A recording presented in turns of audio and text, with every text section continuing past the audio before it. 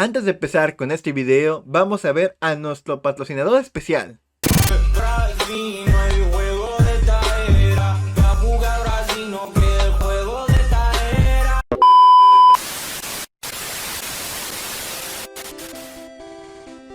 El manual de supervivencia de Ned. El manual de supervivencia de Ned fue una serie ambientada en una escuela donde nos mostraban el día a día de los estudiantes, pasando de situaciones normales con los estudios a explotar la escuela mediante una red de excusados tirados a la vez.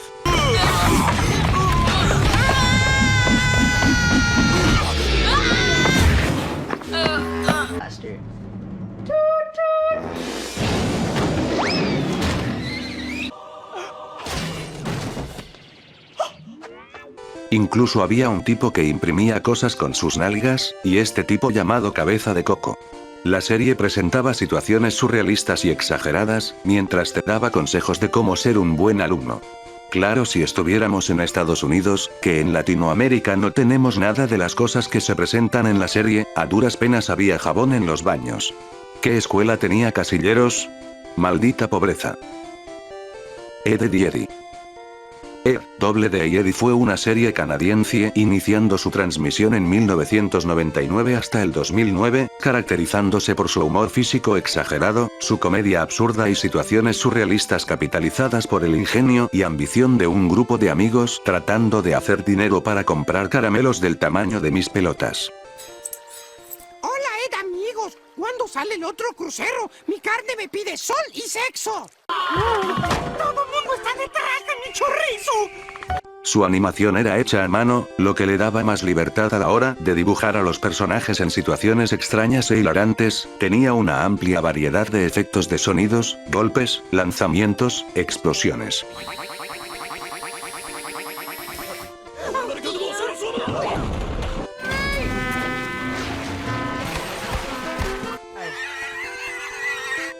Asimismo, es una de las pocas series que tuvo un final como tal, siendo este en la película Todos contra los Eds, donde se mandan harta cagada que deciden huir del vecindario y llegar a casa del hermano mayor de Eddy, a quien terminan funando por maltratador en Twitter. El final nos deja ver cómo aceptan a los Eds, dándoles un final emocional a sus aventuras en el vecindario. KND. Los chicos del barrio fue esa serie que marca un antes y un después en la vida de uno. Era el sueño de todo niño, aventuras con un grupo de amigos mientras completan misiones extraordinarias haciendo uso de artefactos increíbles en situaciones irreales. Cada episodio tenía una trama interesante y personajes particulares, como la carisma de número 2. Soy más guapo que Johnny Bravo. Oye, uno, aquí viene el bombonzote de tu novia. Esto huele como a pescado. No puedo ver mis programas doblados y peor, no hay spot. La impertinencia de número 4.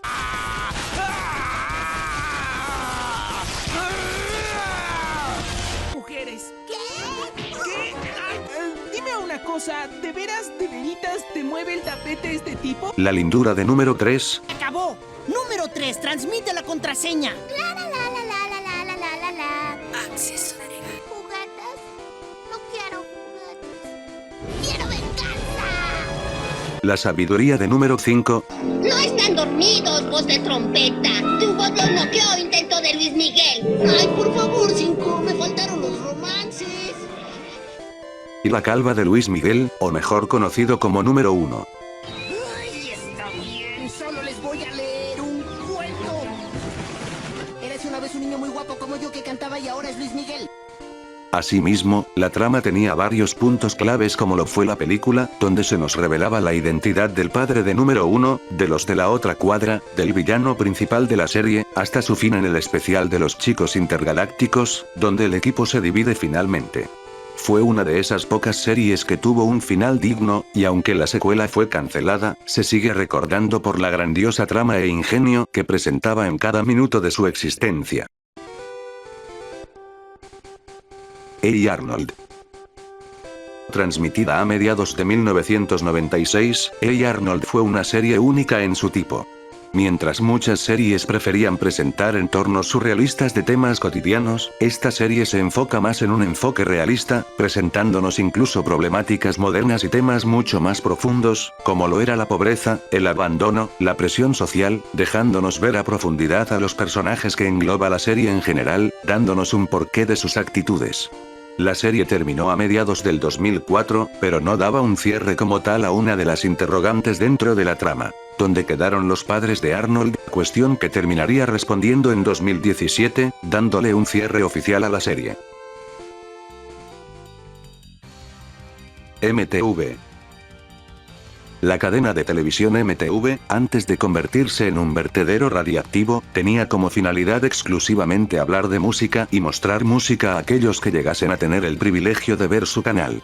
La estética que manejaba junto a esa pequeña cajita de sorpresas, de ser música aleatoria de diferentes géneros, era una emocionante aventura a través de lo que la cadena televisiva tenía por ofrecer. Aunque difícilmente volvamos a tener algo similar en épocas donde escuchar a tu artista favorito está al alcance de un clic, limitándonos en nuestro mundo y encerrándose en una burbuja de la cual es difícil salir. Hi Hi Puffy Ami Yumi.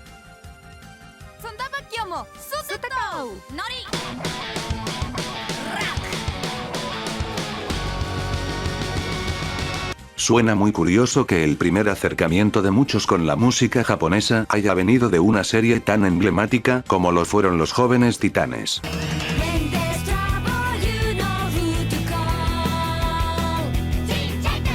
Más asombroso aún es saber que a las cantantes les hicieron su propia serie en una cadena televisiva. El grupo Ai Puffy Ami y Yumi fue bastante popular en el canal de Cartoon Network, donde tenían su propio show, y créeme cuando les digo que estas chicas realmente le ponían empeño a su trabajo, porque en cada episodio que sacaban se tomaban el tiempo de saludar o decir algo en el idioma que transmitían, hablando en español en varias ocasiones. Llegaron a tener 39 episodios, una cifra récord para una serie hecha a la imagen y semejanza de un grupo japonés en aquella época, planeando inclusive una cuarta temporada que jamás se logró. Si quieres más información sobre la serie, te invito a este canal de este anciano, quien habló en su momento al respecto. Wii.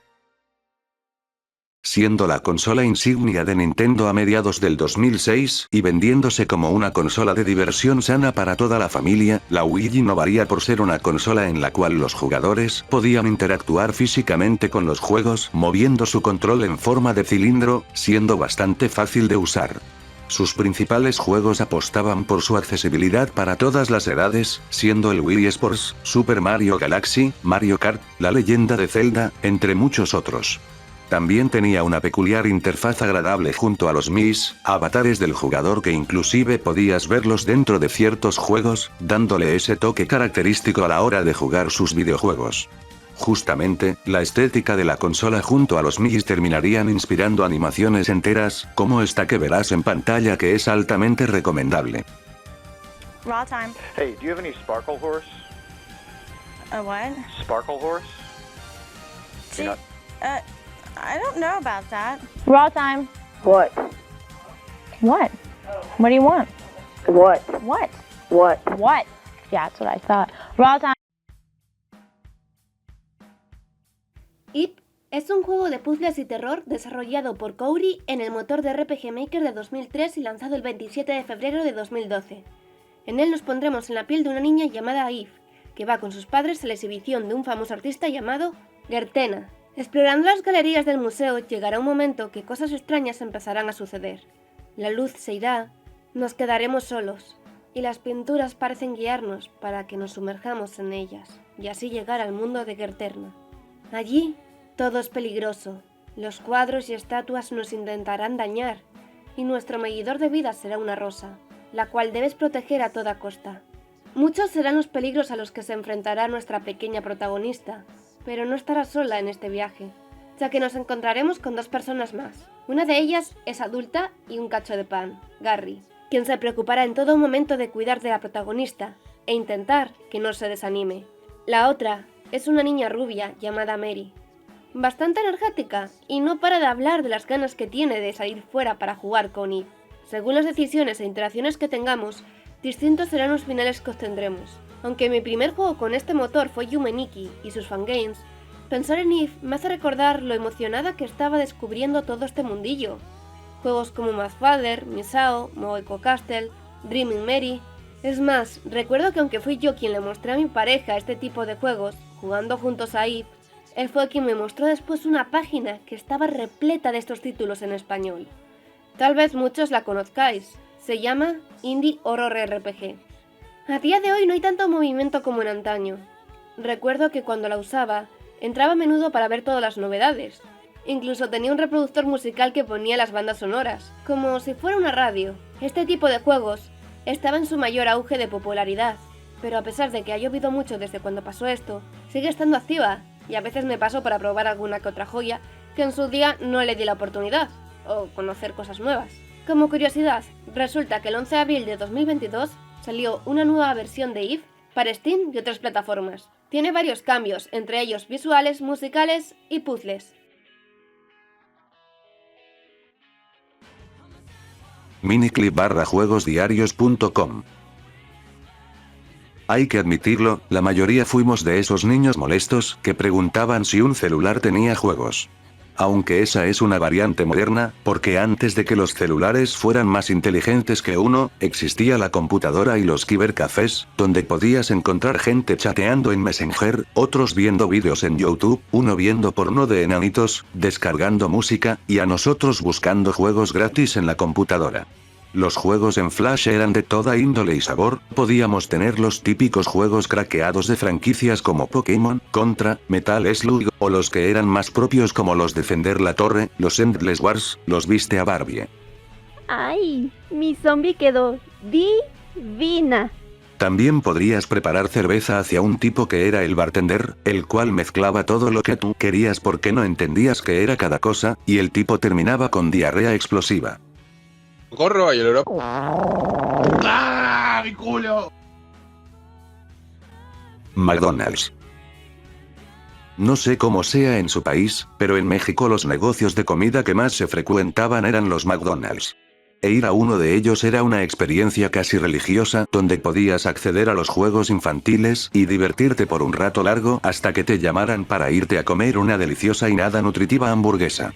Los McDonald's tienen también una estética particular en sus juegos, al menos yo no recuerdo haberme encontrado con dos similares, e incluso en algunos habían consolas de videojuegos. Recuerdo también que podías organizar tu fiesta en uno de ellos, tuve la fortuna de tener una ahí, y honestamente no recuerdo mucho sobre ello. Salvo que me dieron un putazo con un zapato que cayó desde arriba cuando iba subiendo. También tuvo una serie infantil, pero siendo sincero, nunca la vi y desconozco si llegó a tener cabida dentro de México o alguna parte de Latinoamérica. Lo que es innegable eran los juguetes que regalan. Aún tengo uno de ellos, es una galleta de jengibre que incluso le hemos cambiado las baterías para que siga existiendo. Counter-Strike. A ver, mi familia era demasiado pobre como para tener una computadora que al menos corriera el Counter. Pero ya tenemos Counter en casa. ¿Esa mamada qué? El Counter-Strike fue el juego por excelencia de disparos a mediados de los años 2000, caracterizado por su capacidad de correr hasta en una patata, sus modos emblemáticos de juegos como el desactiva la bomba, y su facilidad también de interconexión entre los dispositivos cercanos, que en cristiano, la posibilidad de poder jugar con tus amigos en el mismo ciber. Televisión analógica. ¿Cómo olvidar esos televisores con esa cajita detrás que era capaz de meterte el golpazo de tu vida si por algún motivo llegase a caer encima tuya? Y también el recuerdo de cierto sujeto. Hola, soy el último TV Nauta. Y vengo a matarte. Los televisores analógicos fueron el primer vistazo a la tecnología de muchos, y estos televisores capitalizaron la mayoría de las viviendas hasta la llegada de los televisores de plasma, que eran mucho más ligeros, versátiles y fáciles de colocar. Además de que ocupaban mucho menos espacio. Aún así, es imposible no relacionar la nostalgia con estas cajas de 50 toneladas adornando tu cuarto. Coraje el perro cobarde. Coraje el perro cobarde fue una de esas pocas series que en vez de acercarse a ti ofreciendo diseños bonitos y una trama infantil kawaii de Sune, te metía un screamer en la cara en la intro del programa. El estilo único de Coraje junto a sus tramas extrañas donde normalmente el perro de la familia tenía que salvar a sus dueños de criaturas salidas del infierno, daban ese ambiente de tensión sana a los episodios, aunque este no se media con las cosas que mostraba en pantalla. En un episodio podíamos tener a un psicópata adicto a dejar pelonas a las personas, y en otro teníamos a una niña horrorosa gritándole al espectador como si se hubieran acabado los boletos de BTS. Los episodios usualmente no tenían sentido alguno, solo era Coraje salvando a sus dueños del villano de turno, pero lo peculiar de cada uno permite al espectador mantenerse al filo del asiento. Pero no todo en la serie era me asuste. En ocasiones daba mensajes bastante emotivos, como el legendario: eres hermoso como eres, Coraje. Con todas tus imperfecciones lograrás lo que quieras. Te lo juro por Dieguito Maradona. O también una trama de dos muy buenas amigas, quienes se enfrentan a una relación tóxica y consiguen ser libres gracias a la intervención de Coraje. ¡Este perro salvó mi vida! ¡Salvó mi vida! Gracias, perro. Gracias por todo. Coraje es una serie diferente de esas que actualmente sería muy difícil de replicar porque podrían causar miedo y ansiedad a más de uno. Aunque agradezco a Gravity Falls por existir.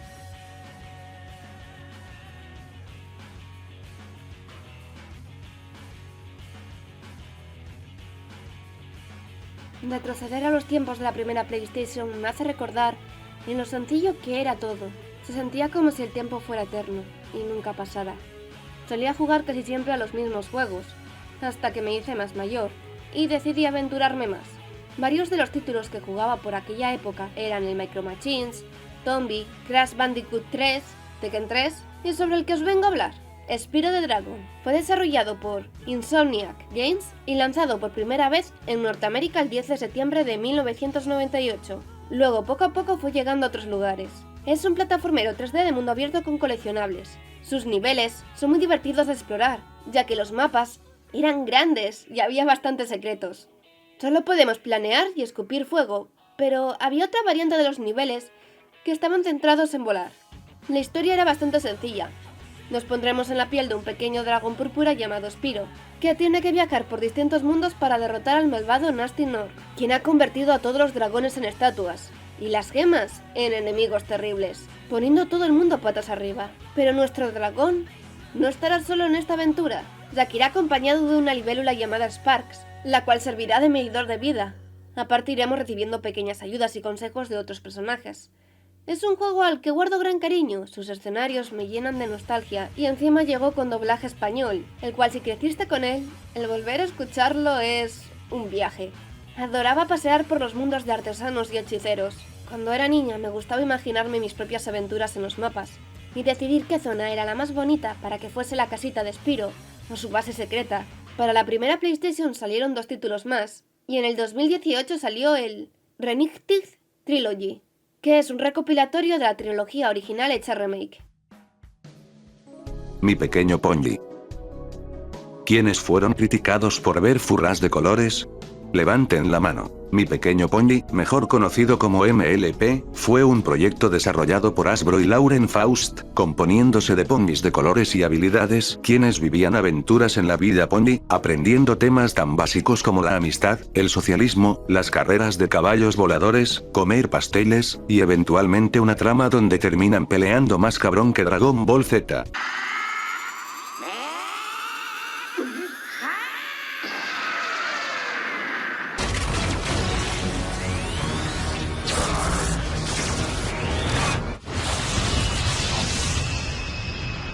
También tuvo un creciente movimiento de fans del público masculino que disfrutaba la serie, siendo estos conocidos como los Brongies, los cuales terminarían haciendo suya la retención de audiencia, creando fanarts, sus propios personajes, e incluso un juego donde puedes convivir con otros en una especie de villa, que incluso actualmente sigue activo. Recuerdo inclusive unas geniales animaciones poniendo a los personajes en la vida real, y cómo olvidar a mi pequeña Daisy. Joder, maldita nostalgia.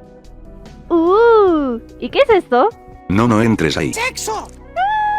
Una cosa que olvidaba comentar, era los cientos de subproductos que aparecieron a partir de esta serie. Contaré solamente los que realmente consumí, porque no estuve al 100% al tanto de ello.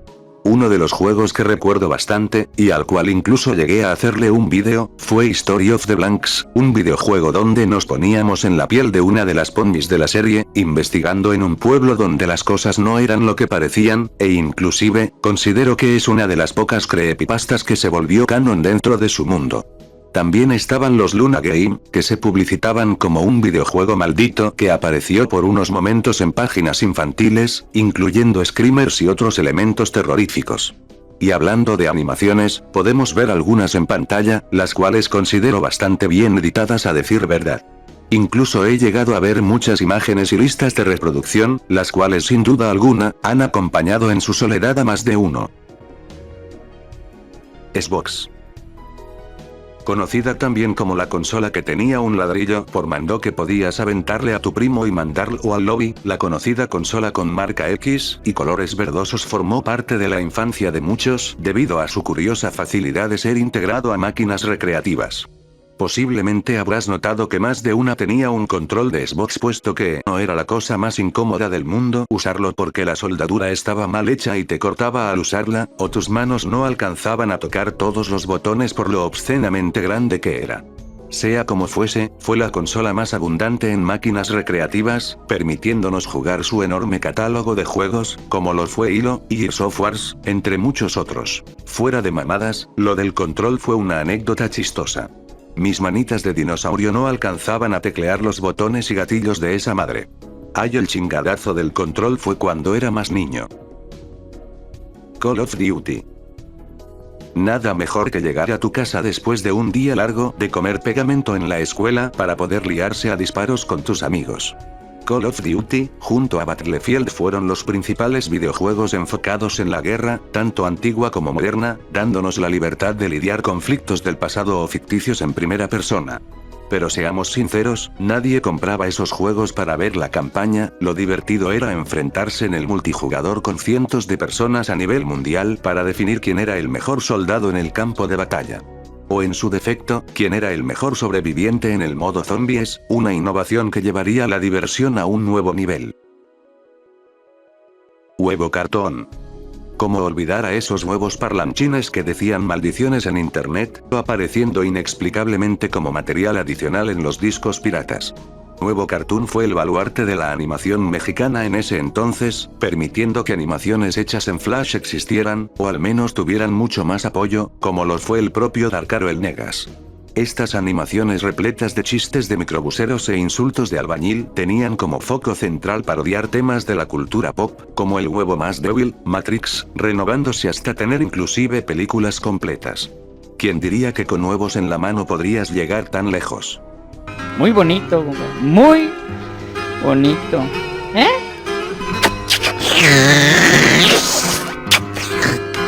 Ah, caray.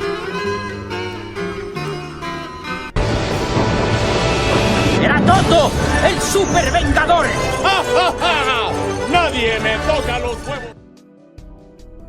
Dragon Ball Z. Nada mejor que volver a casa y ver el episodio de Dragon Ball de turno desde tu televisor mientras te ocultabas de tu madre, porque Kakaroto significa te voy a coger en japonés.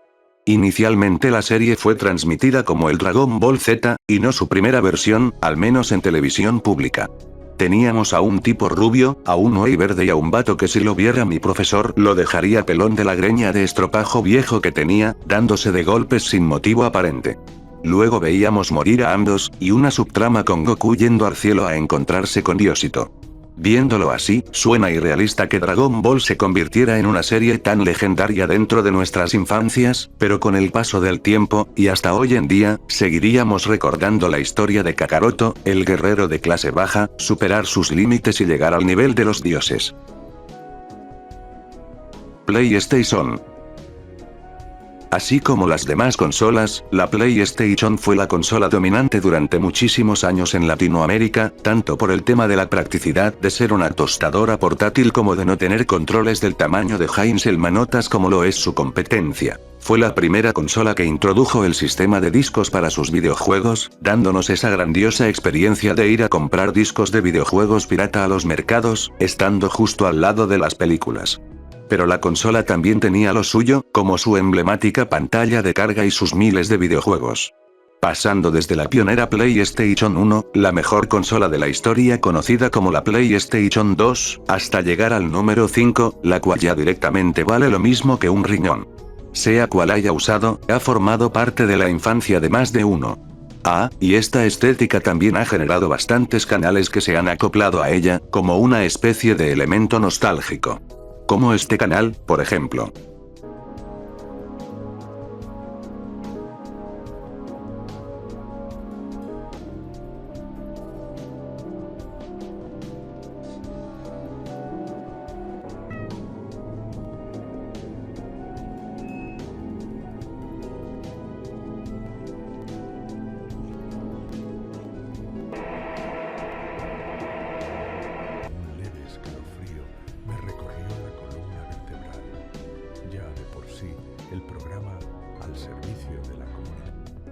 Cartoon Network.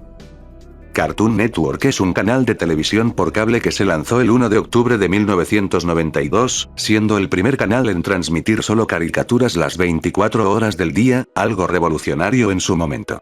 Además de los múltiples programas que veremos más adelante, tuvieron varios segmentos especiales, como lo fue Toonami, transmitiendo animes diversos como Dragon Ball, Naruto, One Piece, Samurai Jack, y un segmento para adultos que se terminaría convirtiendo en Adult Swim.